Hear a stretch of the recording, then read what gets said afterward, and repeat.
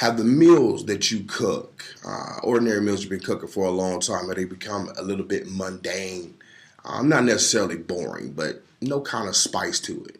Well, I create specialty sauces and dry rubs to help you enhance the meals that you already cook.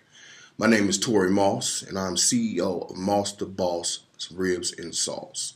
I currently have a sauce on the market called Moss the Boss Sauce, and it's an everything sauce because it does so much more than just barbecue sauce.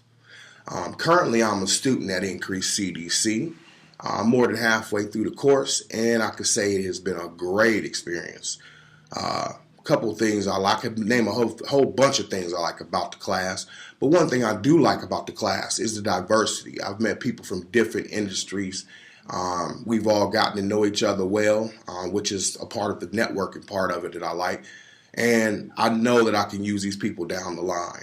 Hairdressers, I've met plumbers, and there's no limit. And I think that we all can make a connection later on after we finish this class. The next thing I would say is that whether you have an existing business or you plan on going into business, give Increase CDC a try. I think they can definitely help you. I have an existing business, and I have learned a tremendous amount of information in the short period of time that I've been here.